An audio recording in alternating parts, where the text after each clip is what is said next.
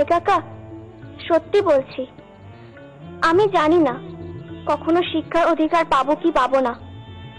আরে প্রাসাদের তোমার থেকে বেশি বিচক্ষণ বুদ্ধিমান আর কেই আছে? তাই তোমার শরণাপন্ন হওয়া ছাড়া আমার আর কোনো গতি নেই। আরেকটা কথা রাজকুমার, আমি আপনার কাছে স্বীকার করতে চাই, রাজপ্রাসাদে আমি একমাত্র আপনাকেই পেলাম যে আমার সঙ্গে পাল্লা দিয়ে কোনো খেলা চালাতে পারে। খনা এমন একটা আবদার করে বসেছে যেটা আমার পক্ষে রাখা সম্ভব নয়। ওদিকে আমি আচার্যদেবকে কথা দিয়ে বসে আছি যে খনার সমস্ত ইচ্ছা আমি পূরণ করব। সেই প্রতিজ্ঞাও ভাঙা আমার পক্ষে সম্ভব নয়। উপদেশ্য, আমি তোমার অবস্থাটা বুঝতে পারছি। সত্যি বিষয়টা অত্যন্ত জটিল হয়ে উঠেছে। রাজিমা,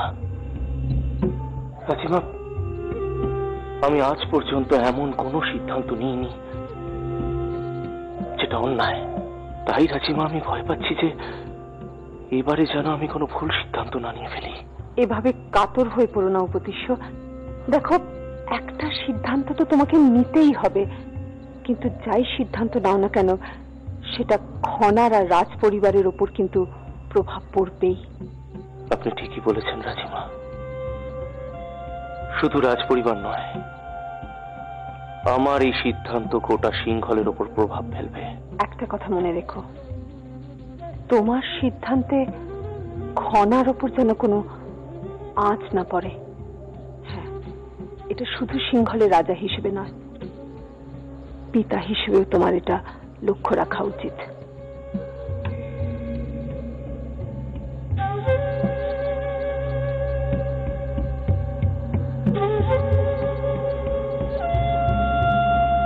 খনা, তুমি সবার কাছে দৃষ্টান্ত, সবার কাছে। তাই তো আমার মনে হয় এই সমাজের রীতি নীতি সবকিছু একদিন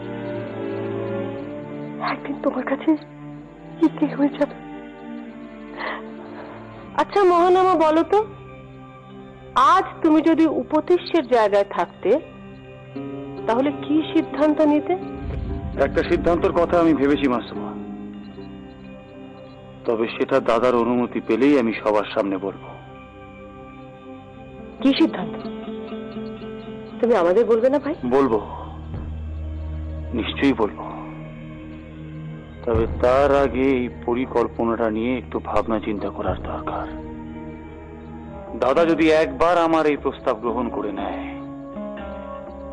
তাহলে দেখবো এই ঘটনা থেকে জয়দ্রথ কিভাবে তার লভ্যাংশ তুলে নেয়।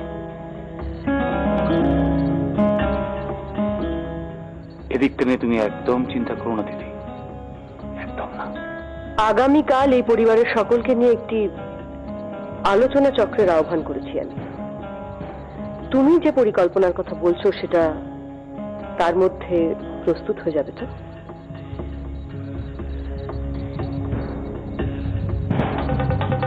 বলছিলাম ভাই,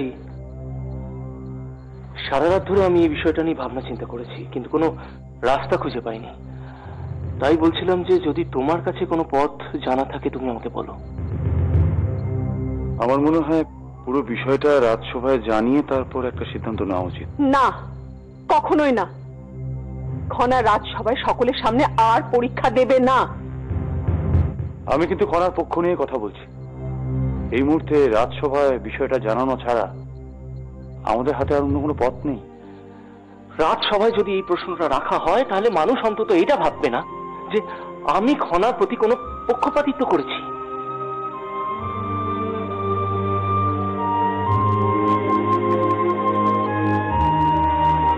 মন খারাপ করছে খনা? আমি বুঝতে পারছি একজন নারী হিসাবে বারবার সবাইকে পরীক্ষা দেওয়া কতটা দুঃখজনক, কিন্তু একজন রাজকুমারী হিসাবে তুমি তোমার পথে একদম সঠিক অবস্থানে রয়েছ। এই হাল ছেড়ো না খনা, এই হাল ছেড়ো না।